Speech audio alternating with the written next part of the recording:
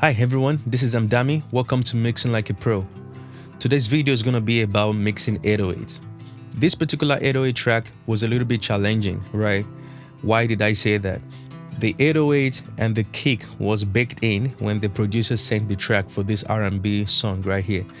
So I was faced with two different challenges. I need to make sure that the kick drum can really hit hard, the punch, and I also need to sustain the low end of the 808 to make sure that I know you can feel the low end still and it's contained. So I'm going to show you how I was able to fix this. So without wasting much time, let's jump in the door and I'm going to show you how I was able to mix this 808. All right, so here we are in Pro Tools. I basically have this 808 track here. It's basically one track that I duplicated into two different tracks to control the volume. I'm going to solo and play just a little bit of the 808 so you can hear what it sounds like after, and then I'll bypass it to hear the before.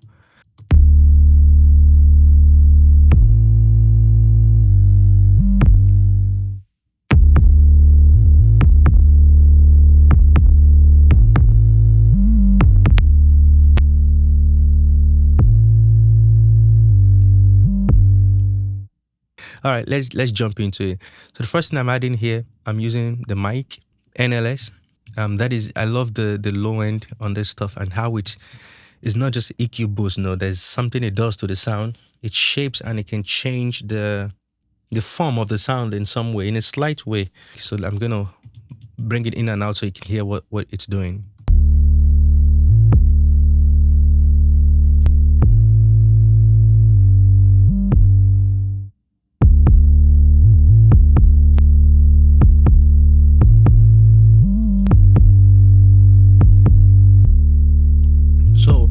So that is not subtle, right? The change is not subtle. I'm sure if I change it to the spike, you could hear something different. But in this case, I chose the mic. So next, like you said, I'm always going to do some corrective stuff if it's needed.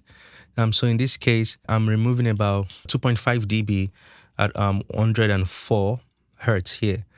And these are very important frequency range, especially in low-end instrument. Obviously, your bass and kick drum, most times, I mean, this might be areas where you're always boosting. You feel like you don't need to touch those areas at all.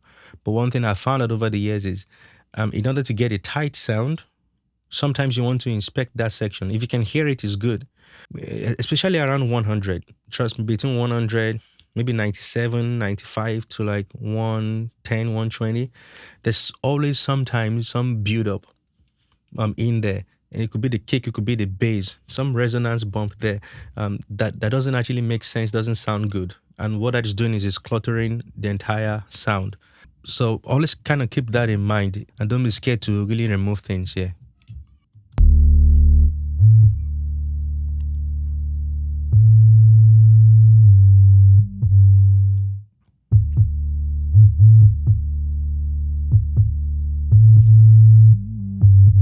Yeah, those things. So that's basically what I'm doing here. Let's move on to the Neve right here. So on the Neve here, I'm basically boosting 2 dB at 65. I'm trying to add some low end. That's all I'm doing here.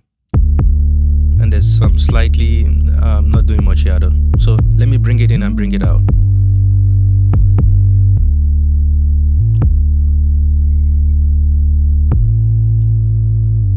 Okay. That's nice.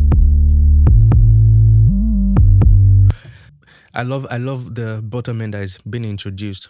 And then next in here, remember the goal. I want to keep the low end. I also want to bring the punch. So this is where I'm trying to bring the punch out in the song. And very rarely do I do like extremely fast extremely fast release and then extremely slow attack. But that is the setting to get your punch. This is what you want to do. So you watch as I engage this plugin. Let's hear what happens to the 808 sound.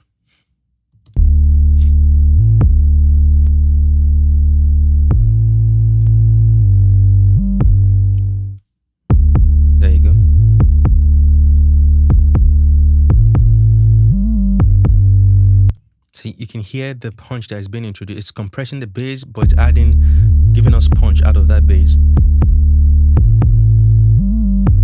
Bypass.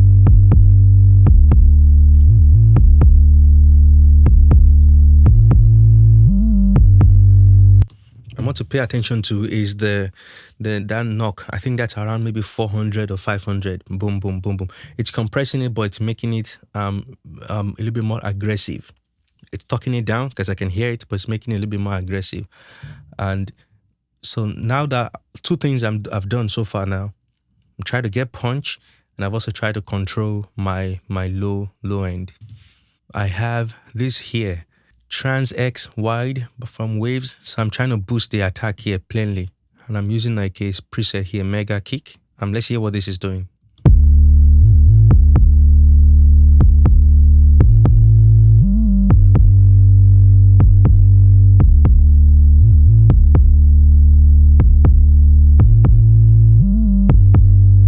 It's doing something slight, right? I don't think it's way exaggerated. Now I'll probably use a smack attack. So next, we've done a little bit of EQ, slight correction, and then we've boosted frequency, and I've compressed. The reason for compression, like I mentioned earlier, punch and control the low end. Now I'm trying to boost the attack of the 808 to give the kick drum, make it jump out in the mix. Most times I'm always using decapitator on the low end. I think that's 100%, if I'm mixing 808 especially. The goal is just to get drive here. Not going too crazy. I'm using the EMI style right here. The reason for that is it has an aggressive feel to it in the mid-range. So I think it's the best option here. The Neve is a little bit dull here, so I wouldn't even try and use the Neve for this.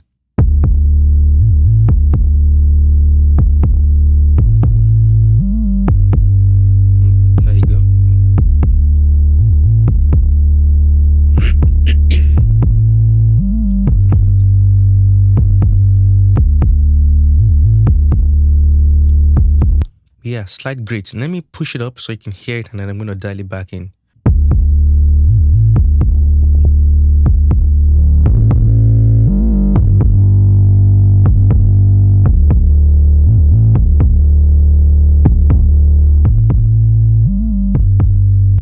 So even dialing it in, it's a sound. It's something that we can use. So here I'm controlling. Let's see what this is doing. I think there was some mod here around 64 to like 128. Let's hear it.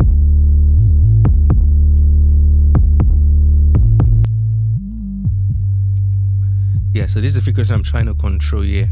Rather than using EQ, I'm using a multiband. Boom, boom, it's too much.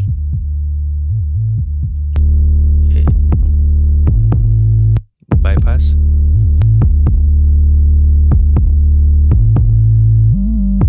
So that's a lot of the low end.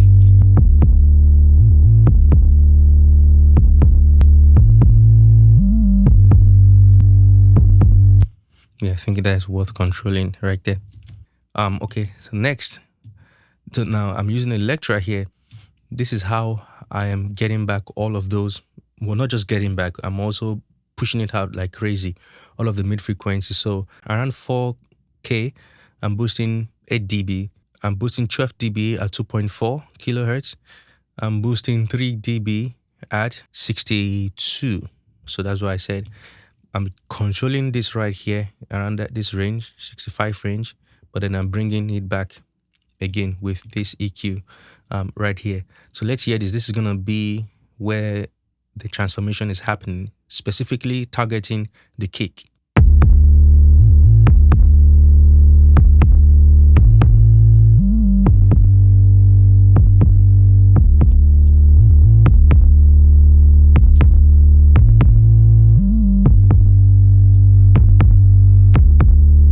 Good.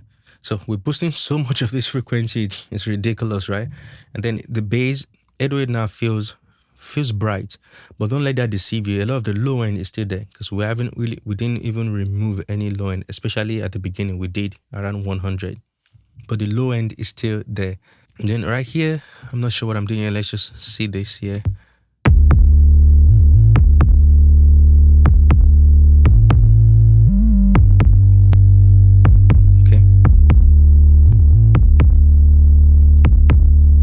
I'm basically only trying to tame still my low end here. I don't want things just out of control. So that's basically all I'm doing here. And I've extended this frequency again. So it's not really doing much there. It's just taming it slightly.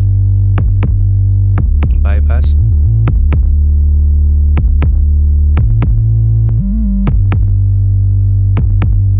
So clean it up, and then last but not the least, let's see what's going on here.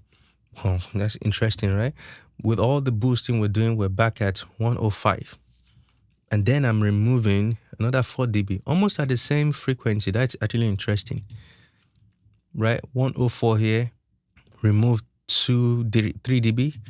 And at the end of the chain, this is probably after I've mixed the song, most likely after I've mixed it, I was listening, then I'm like, maybe there's a build up here. So in this case, now I'm actually going to push this up so we can hear what's happening.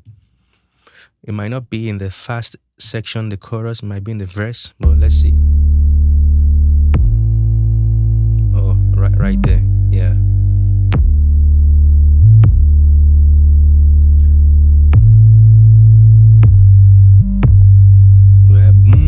I wish we can solo that frequency, but we can't.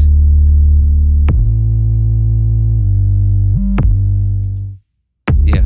All right. So I hope you can hear that. That's what I'm trying to now.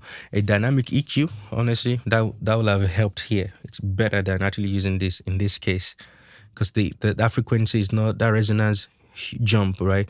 It's not happening every single time. It's only happening when a particular note is being played. So dynamic EQ could have worked. So let's hear the before and after, and then we're gonna play this in the track.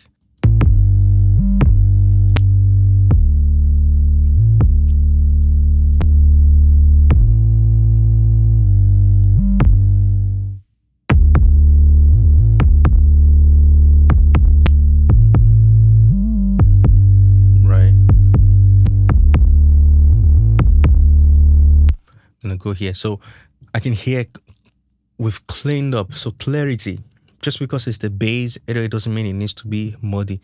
There's clarity. We're still keeping a lot of our low end, and then we've also really increased the attack of the 808 for the purposes of the kick itself. And before I forget, this is actually what I did first. It's going to a drum bus right here, my 808, and then the drum bus is feeding some parallel processing as well, which I'm sending to a drum crush, which has the devil lock on there, and then I'm sending to 1176 as well. And then what I'm doing with the VMR here, quite a lot going on here too, actually. I'm sorry, I have the virtual mix bus. Let me play. Bypass. So I just always like this on the mix bus, and then for some reason I was removing some top end here, and that's because a lot of my other instruments are routed here. So let me play that, because it's not just the 808.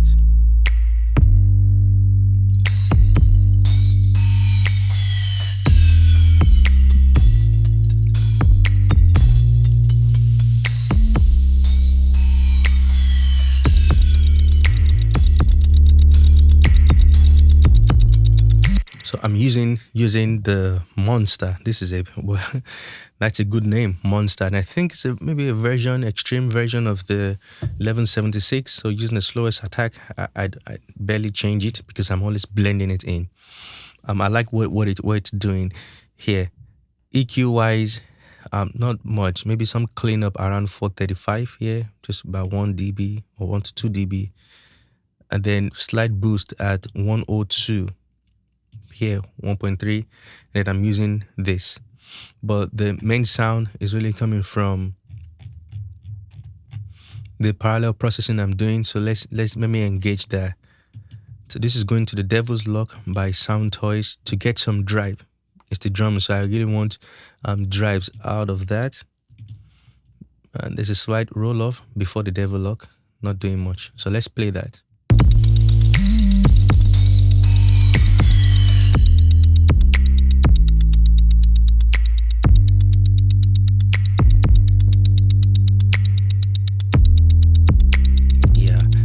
Push it saturate it so you can hear it.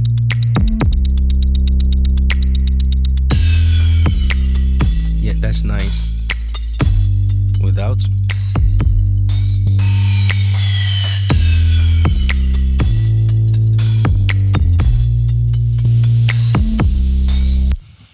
Right, that is awesome, right? So I'm basically using it I'm blending it in to the original. The more I push it, the more it feels like you're losing your low end, but you're not losing the low end. Your low end is still there. This is adding so much drive. It's good for stuff like songs like this. On acoustic drum, it might be challenging, but for stuff like this, I mean, it sounds really awesome.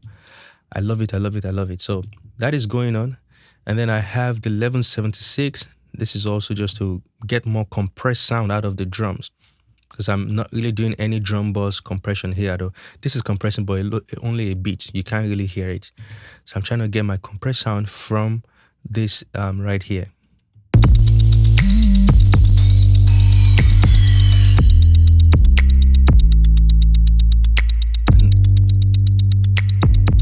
See, movement is kind of dead right now. Bring it in.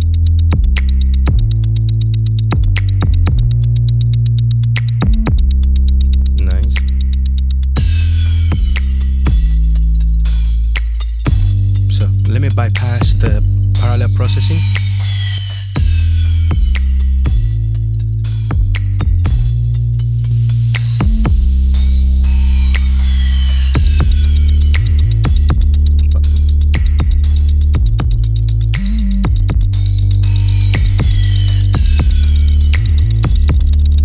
Bypass everything.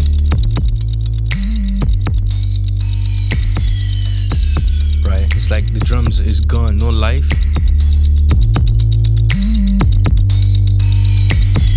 So the little move even here, I mean, there's a bunch of plugin there. This is doing this is doing, but they're only doing just a little bit. So for demonstration purposes, let me move this up here so I can bypass the process altogether. All right, so I think it's worth playing this in the song so you can hear the before and then after. By faith you bring me out, I know without a doubt. Forever give you glory. I'm covered by His blood. I'm walking in His love. I'm covered and I know it's my faith. Yeah. Faith can move mountains. I know I'm not. Faith can turn things around. Protected in His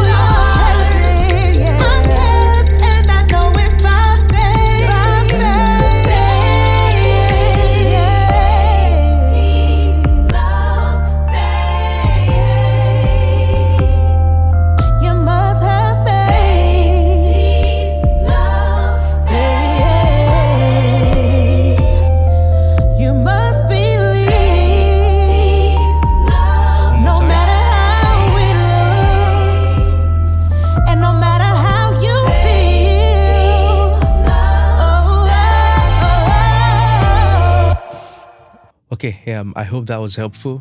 Just showing you my approach to mixing 808. This case was a little bit different, and but it wasn't something that we could not make use of. The low end, I can still maybe boost it. I'm not sure this is the final version, but maybe we can still boost to bring some low end back, or whatnot. Things sounded bright on the 808, and that's because we are cranking like a lot of dB, 12 dB, 10 dB, just to get the knock on the kick. It makes the difference, especially in the bridge section. When I was playing it, the 808 was dull.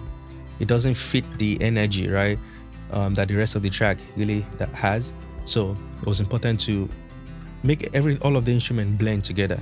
And saturation was a tool we use here well, and compression and EQ as well. So please don't forget to like and subscribe if you like content like this, because if you don't subscribe, you're not going to get notified. Thank you for your support, and I'm going to see you in the next video. Bye and stay blessed.